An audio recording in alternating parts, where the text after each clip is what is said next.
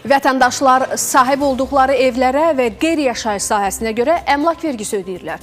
Bu vergi qanunvericilikdə müəyyən olunub və onun yığılması bələdiyyələrə həvalə edilib. Amma insanları çaşdıran başqa məqamlar var. Mənzil kommunal istismar sahələrinin əməkdaşları da onlardan ev pulu istəyir. Bəs bu ödəniş nədir? Ümumiyyətlə, mənzil kommunal istismar sahələri, yəni JEK-lər, əhalidən hansısa ödənişi tələb edə bilərmi? Məsələyə aydınlıq gətirmişik.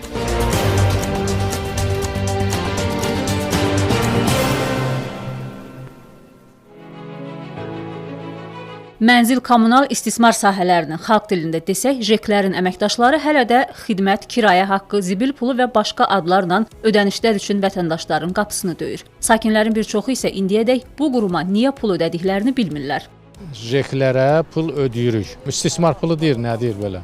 Da indi bilmirəm, qanunudur, qanunsuzdur, onu deyə bilmərəm.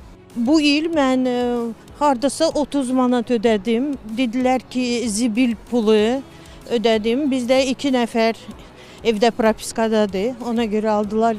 Obursuları bilmirəm niyə alıblar. Hər il axırı dekabr ayının hansı ki son günləri olur. Artıq il təhvil olmağa gəlirlər, istəyirlər.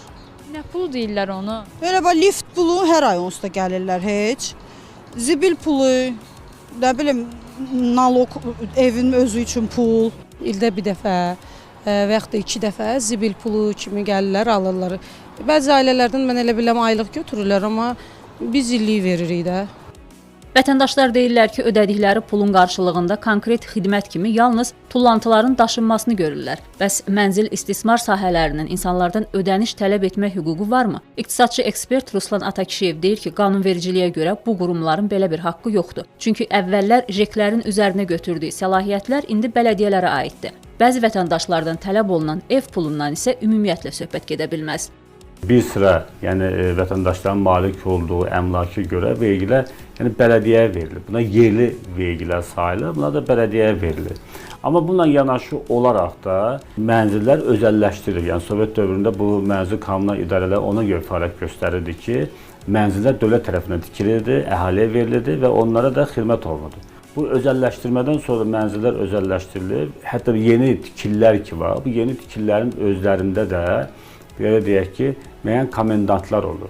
Bir binada həm özəl, həm dövlət mülkiyyətində ev varsa, bu zaman özəl evin sahibi nə etməlidir? Hüquqşünaslar bildirirlər ki, özəl mülkiyyət sahibi əgər özü istəyərsə, mənzil istismar sahələri ilə müqavilə bağlayıb, onların hansısa xidmətindən ödənişlə istifadə edə bilər. Əks halda onlardan ödəniş tələb olunması qanunsuzdur. Məsələn, liftin işlək vəziyyətdə saxlanılması, blokların təmizliyi, damın təmiri və digər bu kimi infrastruktur məsələlər üçün də binada xidmət göstərən JEK-lərlə ayrıca müqavilə bağlana bilər. Əsasən bu, daha əvvəlki dövrlərdə inşa olunmuş köhnə, çox mənzilli yaşayış binalarıyla bağlıdır. Bu artıq bir xidmət münasibətləri yaradır və vətəndaşlar bu halda müqavilə əsasında ödənişlər həyata keçirirlər. Ekspertlər deyirlər ki, gələcəkdə JEK-lərin fəaliyyətinin ümumiyyətlə ləğvi nəzərdə tutulur. Əgər bələdiyyələr yaxşı fəaliyyət göstərən aktiv bir quruma çevrilsə, o zaman mənzil kommunal istismar sahələrinə ehtiyac qalmayacaq. Bəs çoxmərtəbəli binada yaşayan vətəndaşlar hansı kommunal ödənişlər etməlidirlər? Ümumiyyətlə, bu günlərin kommunal ödəniş dediyimizdə işıq puludur, qaz puludur, sudan istifadə edirlər.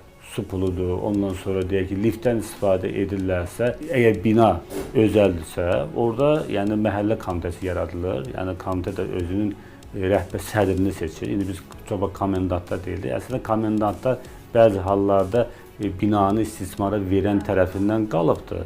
Amma əslində el olmalı deyil. Yəni vətəndaşlar özləri öz idarəçini müəyyənləşdirməlidir. Yəni bina sakinləri toplaşaraq mənzil mülkiyyətçilərinin müştərək cəmiyyətini yarada və binalarının ümumi əmlakını özləri idarə edə bilərlər. Artıq bununla bağlı kifayət qədər nümunələr də var. Suada Quliyeva, Şəkərnaz Şahəliyeva, Vəfa Şəhlayi, İqtisadi Zona.